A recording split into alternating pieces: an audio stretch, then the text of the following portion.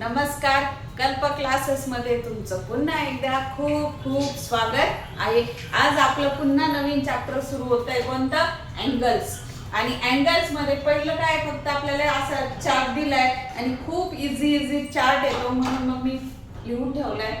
फक्त आता तुम्हाला मी एक्सप्लेन करते. बघा काय दिलंय, कंप्लीट द फॉलोइंग टेबल. तर पहिलं दिलंय याच्यात diagram, name of the angle आणि काय वर्टेक्स आणि नेम ऑफ अन अँगल. तर बघा अँगल समजून घ्यायला ना तुम्हाला फक्त कळलं पाहिजे की अँगल रीड कसा करायचा. तर बघा इथे डायग्राम दिली ना, तर इथे ह्या अँगलला रीड कसं करणार तुम्ही? अँगल पी क्यू आय हा जो सेंटरचा असतो ना, हा काय तुमचा वर्टेक्स. तो नेहमी कसा वाचायचा? सेंटरला वाचायचा. म्हणजे तुम्ही इकडनं वाचलं तरी चालेल किंवा असं वाचायचं, अँगल आर क्यू पी किंवा अँगल पी क्यू आर. कधीच अँगल हा सेंटरनी सुरू करायचा नाही.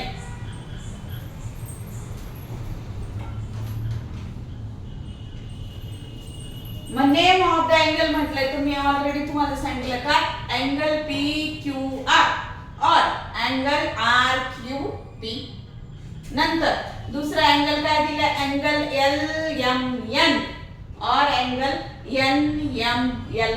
मी इथं तेच लिहायचंय आणि और लिहायचंय. नंतर तिसरा आहे बघा, आता तुम्हाला पण सांगता येईल, angle S T S U T किंवा अँगल टी यू एस. कळालं? हा चार्ट समजला, नेम ऑफ द अँगल कळालं. आता पुढचा आहे बघा वर्टेक्स. वर्टेक्स म्हणजे काय, हे जे आहे ना सेंट्रल पॉइंट, याला आपण काय म्हणतो? वर्टेक्स. कारण ह्या सेंटर पॉइंट मुळे आपला काय तयार झालाय? अँगल तयार झालाय. म्हणून वर्टेक्स काय आहे तुमचा? ह्या अँगलचा वर्टेक्स काय आहे? Vertex Q. याचा वर्टेक्स काय येईल? Vertex M. आणि याचा वर्टेक्स काय आहे? तो वर्टेक्स यू. समजलं? पुढचा शेवटचा, arms of an angle. Arms म्हणजे काय? त्याच्या साइड्स. कोणत्या दोन साइड आहे बघा, साइड पी क्यू पी आणि साइड क्यू आर. मग नेहमी वर्टेक्सने सुरुवात करायची. इथं पी क्यू म्हटलं तरी चालेल, पण शक्यतो काय म्हणायचं, आर क्यू पी आणि आर क्यू आर. कारण हा क्यू काय तुमचा वर्टेक्स सेंटर पॉइंट आहे, त्याच्यामुळे तो अँगल काय झालाय? फॉर्म झालाय, तयार झालाय. मग इथं बघा arms of an angle Q P and Q R. दुसरं काय आहे?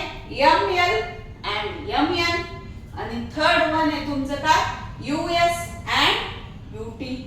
इथं आपलं काय, प्रॅक्टिस सेट 24 मध्ये फक्त एवढा चार्ट आहे.